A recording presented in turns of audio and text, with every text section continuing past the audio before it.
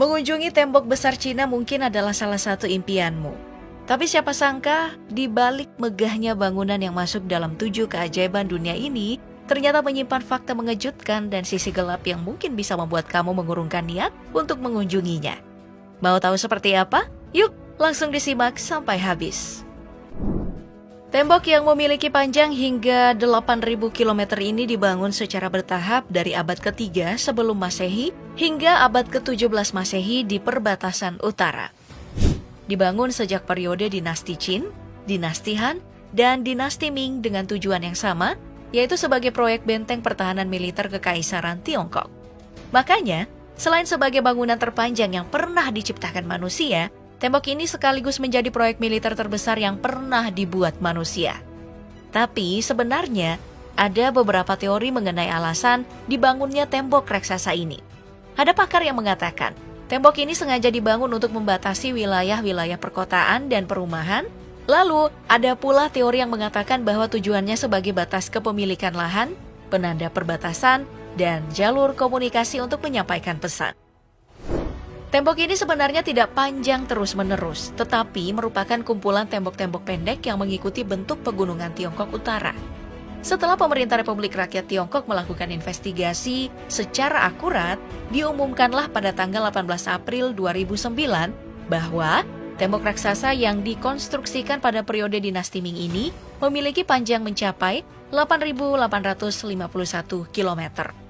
Wah, panjangnya nyaris sama dengan jalur kereta api Cina ke Turki ya. Namun ternyata pada tahun 2012, laporan terbaru menyatakan panjangnya jauh atau bahkan lebih jauh dari perkiraan sebelumnya, yaitu 21.196 km. Meski beberapa di antaranya sudah tidak utuh lagi. Gak heran ya, kalau setiap hari lokasi tembok Cina ini selalu dikunjungi sekitar 10 hingga 20.000 orang. Tapi sebagai pengagum kuli Jawa, aku jadi penasaran nih, siapa saja yang menjadi kuli bangunan tembok raksasa ini? Dan jawabannya ternyata, untuk membangun tembok besar Cina yang megah, yang memakan waktu hingga 2000 tahun ini, pekerjanya terdiri dari tentara hingga petani. Tak cuma itu saja, narapidana dan tawanan perang juga dipekerjakan secara paksa kala itu. Para tawanan perang dan narapidana itu bahkan diikat dengan rantai untuk kerja paksa agar tidak kabur. Dan proses pembangunan tembok Cina ini juga memakan korban yang tidak sedikit. Tercatat, selama proses pembangunan itu, pekerja yang gugur mencapai 1 juta orang khusus di masa dinasti Qin saja. Arkeolog bahkan menemukan banyak tulang belulang di sekitaran tembok besar Cina yang diduga kuat milik para pekerja. Sehingga tak heran jika banyak juga yang menjuluki tembok besar ini sebagai makam terpanjang di dunia. Nyaris berusia 3.000 tahun dari pembangunan hingga saat ini belum mengalami renovasi karena kerusakan yang membuat banyak orang bertanya-tanya, apa sih rahasia dari bahan bangunan tembok raksasa Cina ini? Peneliti di Zhejiang University yang mengungkapkan, tembok ini dibangun menggunakan batu bata merah yang direkatkan dengan campuran air, beras ketan, serta jeruk nipis. Terdengar tidak masuk akal ya. Namun hasil penelitian dari Study of Sticky Rice Lime Mortar Technology for the Restoration of Historical Masonry Construction, peneliti Fu Weiyang beserta timnya menemukan bahwa mortar beras ketan dan jeruk nipis memang memiliki sifat fisik yang lebih stabil, penyimpanan mekanis lebih besar, dan lebih cocok untuk bata kuno. Penggunaan ketan sebagai bahan konstruksi ini pun dianggap sebagai inovasi terbesar dari dinasti Ming. Inovasi ini jugalah yang digunakan untuk membantu pagoda hingga makam tahan terhadap bencana dan gempa. Namun, sekuat-kuatnya sesuatu jika termakan usia pada akhirnya akan mulai hancur juga sih. Pada bulan Januari lalu, gempa berkekuatan 6,9 skala Richter sempat meruntuhkan sekitar 2 meter bangunan tembok raksasa ini. Dan lebih parahnya lagi, statistik administrasi negara untuk warisan budaya pernah mengungkapkan bahwa sekitar 30% batu bata di tembok Cina telah hilang dicuri. Salah satu penyebabnya itu adalah batu batanya dicuri penduduk setempat untuk membangun rumah. Secara keseluruhan ada 1.961 km tembok besar Cina yang hilang, dan 1.185 km lainnya berada dalam kondisi buruk dan mulai hancur akibat wisatawan membludak yang seringkali melebihi kapasitas.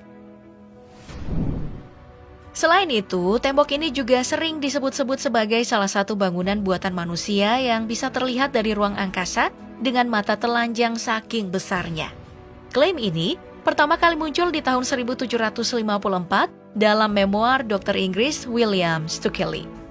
Namun klaim ini dianggap tidak masuk akal karena saat itu belum ada penerbangan ke bulan. Bahkan astronot Tiongkok pertama yang diluncurkan ke ruang angkasa pada tahun 2004, Yang Liwei, juga menyatakan bahwa ia tidak dapat melihat tembok besar Cina ini. Memang tidak masuk akal karena tembok besar ini pasti akan tertutup oleh awan. Kalaupun tidak tertutup awan, dari ketinggian tertentu bentuk tembok besar ini akan sulit dibedakan dengan bentang alam lainnya seperti sungai atau gunung. Nah, selama ini kamu mungkin hanya melihat bentuk tembok besar Cina itu kayak gini kan? Tapi nggak banyak yang tahu, ternyata ujung tembok ini lebih menakjubkan lagi. Terletak di ujung timur, tepatnya di Shanghai-guan, ujung tembok ini sering dijuluki sebagai Old Dragon's Head karena bentuknya yang menyerupai naga panjang yang kepalanya itu terbenam di laut. Dari sini, pengunjung bisa melihat langsung panorama laut lepas dan naik ke menara pemantau serta sebuah kuil di atasnya. Sayangnya, ini bukan lagi sepenuhnya bangunan asli, karena Jepang sempat membombardir bangunan ini sampai hancur di masa Cina berperang melawan Jepang. Jadi bisa dibilang ini hanya replika dari bangunan aslinya. Juga tak banyak yang tahu kalau ternyata peneliti pernah menemukan lebih dari 50 celah misterius yang kemudian diketahui sebagai pintu rahasia di tembok besar ini. Dan pintu rahasia yang terhubung menjadi terowongan rahasia ini diyakini oleh peneliti telah digunakan lebih dari 600 tahun yang lalu. Digunakan untuk melancarkan serangan. Jadi awalnya pintu ini disegel batu bata biasa untuk kemudian digunakan sebagai pintu persembunyian. Dan akan mereka hancurkan untuk menyergap musuh secara mendadak. Serta yang sebenarnya menjadi bagian paling penting dari tembok besar Cina ini adalah menara suar atau Feng Huotai. Karena dulunya bagian ini berfungsi sebagai penyampai pesan militer melalui asap.